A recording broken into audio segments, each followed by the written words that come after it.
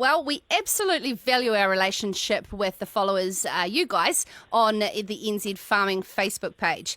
It's so awesome getting your feedback, and then through Rural Exchange, we can then fire those questions to the industry and say what the sentiment is out there across rural New Zealand. And one of the hot topics this week has, well, not just this week, but ongoing, has been how are we keeping such lacks of records when it comes to the movement of stock, and to be able to contain M. bovis a lot sooner than we probably should have in a lot of people's minds.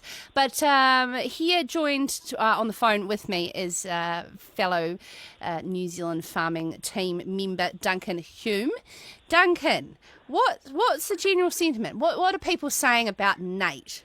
We run a poll, we straw poll a couple of days ago on the page just to find out sort of once and for all where everyone was sitting, and we sort of found there's an overall dislike of the scheme. So there's generally a feeling there that, yep, we've got to have a real good, robust traceability system and whatnot, but our poll results were 88.5% did not like the NAIT scheme. So for those of you listening that aren't familiar with what NAIT is, NAIT stands for the National Animal Identification and Tracing System, which was introduced, what would you say, about 4 years ago would it have been, Duncan? Cattle were brought in 3 or 4 years ago, I think, and deer were just a wee bit behind that.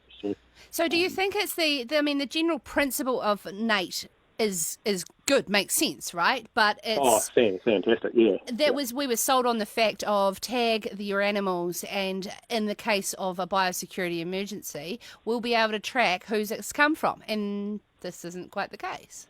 Yeah, well, it's just been amazing, just through a combination of whether it's, we don't really know for sure yet, whether it was the program itself, the records going into it.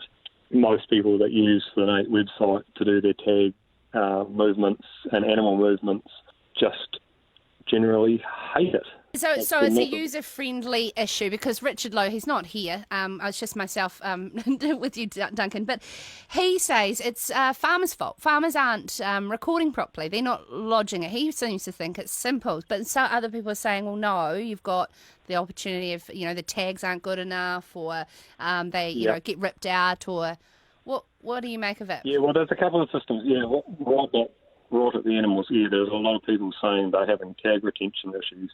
I'm finding on my place not an issue. We've been putting NAIT tags on our deer for, I think, since 2009 was about the first you could start buying NAIT tags. So we were starting to use them mostly for the EID side of things. So we get our value back out of those tags just in the animal recording side of things on farm.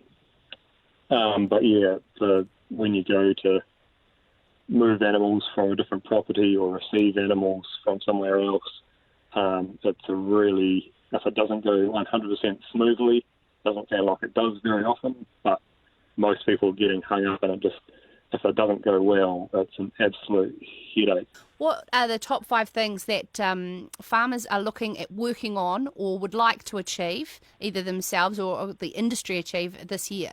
The big one is animal welfare, so both on-farm animal welfare, make sure all the bottom feeders that aren't up to scratch, we've got to either get them out of the industry or get them up to scratch, one or the other. And then also a big one around welfare is actually telling the story better.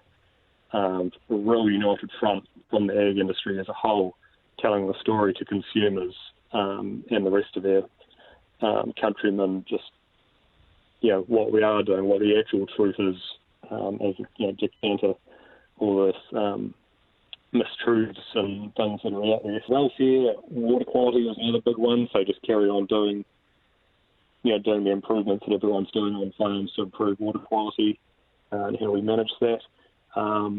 Big one, mental health was probably the overarching one of all, was rural mental health especially, is there's a lot of people that are struggling out there, and it's across the board of the country, mental health's probably got to be the biggest issue by far. And then also branding, like New Zealand produce as a whole, we need a big, united brand strategy to represent farming in New Zealand. So that's sort of another one that popped up. There are a few interesting ones that popped up. People were suggesting we should have a rural political party, and then a couple of people were suggesting that we'd like to see a cannabis industry established, and not just hemp, but medicinal cannabis industry as well. And then probably the coolest one of all, and as a father myself, the important one is kids on farm, how you can get your kids out on the land learning about farming. Thank you so much, Duncan Hume, one of the team at NZ Farming Facebook page. 140,000 people on a Facebook page can't be coughed at, and it really is a barometer of how people are feeling around the country.